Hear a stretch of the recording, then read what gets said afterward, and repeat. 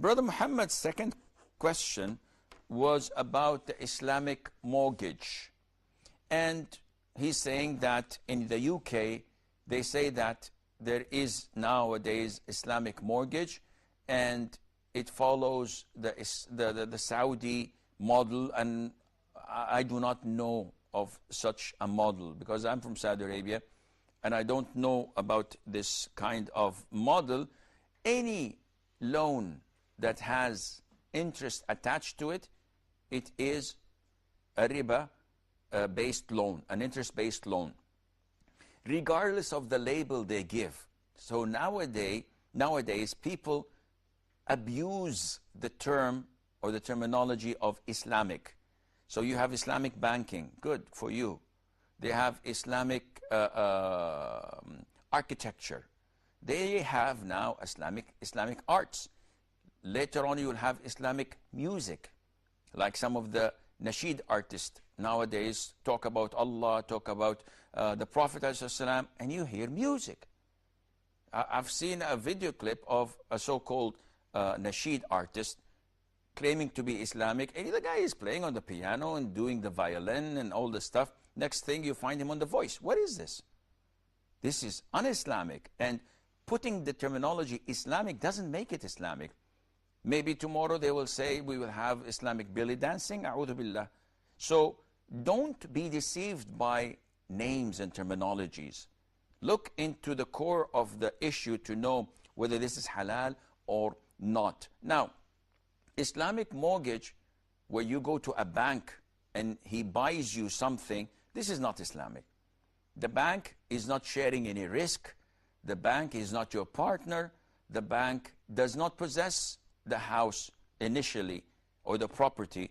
Rather, he takes all the necessary documents and pledges from your side, and then he goes and purchases the property to sell it to you. So actually, he bought something or he sold something to you and made you sign the contracts which he does not possess or own. And definitely, as Hakim ibn Hazam said, may Allah be pleased with him, he said that the Prophet ﷺ prohibited us from selling what we do not possess. So how would the Islamic mortgage be accepted? I think they have invented something new in the Islamic banking called diminishing partnership or ownership.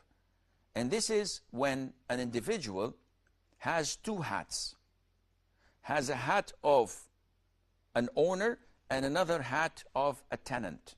So I see this property, very beautiful, costs, let's say, 100,000 pounds, for example. So I approach the bank and I tell them, I would like to buy this property through diminishing partnership or ownership. I'm willing to give 10% of the cost, and the bank provides with the 90%. So now we are both partners in owning the real estate or the house. Now I put on my second hat, which is the tenant. And I agree with the bank that I will be renting, I will be leasing the house for 3 years, for example, with the amount of such and such. And a bank agrees for that, and we sign the contract. So now I'm a tenant, and whatever I pay for rent, the bank takes it all. 90% his share, 10% my share, in exchange for a percentage of the ownership of the bank. Plus, maybe I may pay something extra on that rent. So after 3 years, the contract states that we renegotiate the rent again. But after the 3 years are finished, now I'm an owner of 15% or 20% over my 10, for example, or whatever percentage that is, and the ownership of the bank diminishes.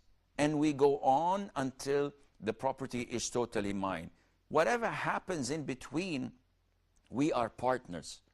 So the maintenance is paid of the house by the owner, the bank and myself, with the same percentage, not by the tenant. And if anything were to happen to the property, it's been paid for by the owners, not the tenant, and so on. So there are so many complicated things, but I hope this makes it